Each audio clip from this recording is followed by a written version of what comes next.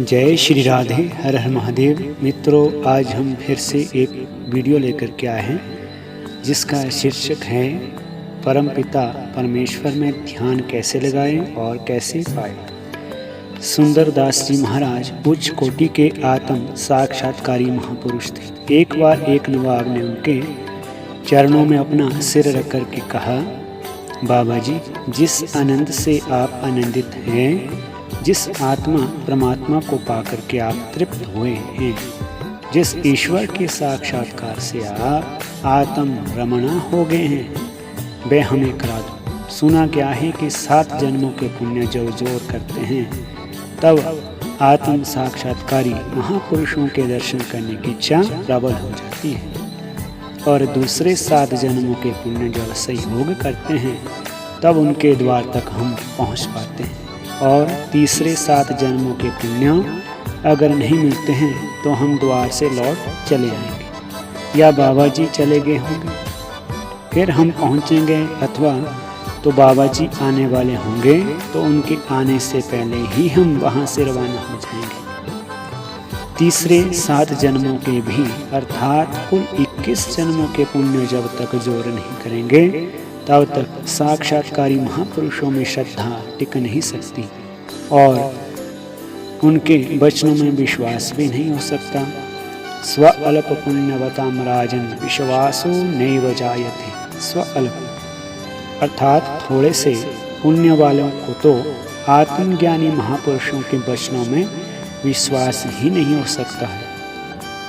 संत तुलसीदास जी कहते हैं, पुण्य पुंज बिनु मिले ही न संता।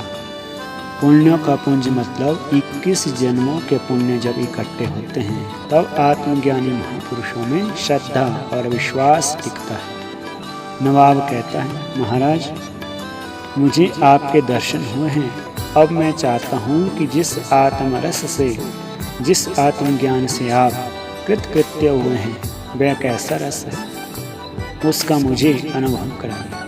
सुंदरदास जी ने स्वच्छ जल से भरा हुआ एक कांसे का कटोरा और थोड़ी बभूत मंगवाई। जल में बभूत मिला दी और बोले, नवाब, इसमें अपना चेहरा तो देख। हजूर, दिख नहीं पाएगा, यह तो धुंधला जैसा हो गया है। फिर दूसरा साफ पानी मंगवाया। सुंदरदास जी ने बर्तन को थोड़ा हिला दिया और नवाब को कहा, इसमें चेहरा तो देख। नवाब बोलता है, चेहरा तो दिख रहा है लेकिन खंड खंड टुकड़े टुकड़े दिख रहा है।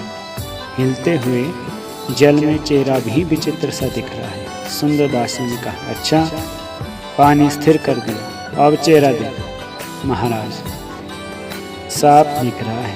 महाराज ने पानी गिरा दिया और चुप होकर के बैठ गए। नवाब ने फिर प्रार्थना की, महाराज, हम लोग उस परमात्मा को कैसे पाए, आप कृपा करके हमें मार्ग बताएं। सुंदरदास जी ने कहा कि मैंने व्यवहारिक रूप से नहीं, प्रयोगात्मक रूप से तुम्हें मार्ग बता दिया है, अर्थात सिद्धांतों का भी कोई आसरा नहीं लिया, आपको बिल्कुल प्रत्यक्ष करके मार्ग बता दिया है। महाराज, हम समझे नहीं, नाथ जरा विस्तार से कहिए। तब सुंदरदास जी ने कहा, पहले मैंने राख वाले जल में तुम्हें चेहरा देखने को कहा तो तुम्हें चेहरा नहीं देख पाए क्योंकि पानी मटमैला था। ऐसे ही विषय वासना युक्त ज्ञान बिना, समझ बिना जो क्रियाएं की जाती है, जो क्रियाकलाप होते हैं, उनसे चित्त मलिन हो जाता है। ऐसे मलिन चित्त में उस आत्म सुख का अनुभव किया ही नहीं जा सकता। आदमी अच्छे पद पर है, चाहे तो लाखों करोड़ों रुपए इकट्ठा कर सकता है, फिर भी भ्रष्टाचार रुचिकर नहीं लगता तो समझो भगवान की उस पर कृपा है। लोग चाहे उसे मूर्ख आदमी, साहब भोले भाले हैं, कुछ भी कह दे, लेकिन वास्तव में वह समझदार है। तो भ्रष्टाचार का मौका मिला लेकिन हमने भ्रष्टाचार नहीं किया। चोरी का मौका मिला, चोरी नहीं की। कपट का मौका मिला, कपट नहीं किया। तो हमारे चित्त की जो मलिनता रूपी राख है वह चली जाएगी, अर्थात नष्ट हो जाएगी।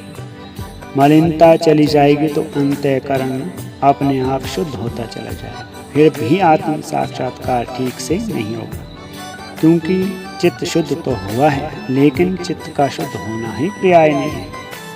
चित्त के 3 दोष बताए गए हैं: चित्त का मैलापन, चित्त का चंचलपन और चित्त को अपने चैतन्य का अभाव अर्थात ज्ञान नहीं होना।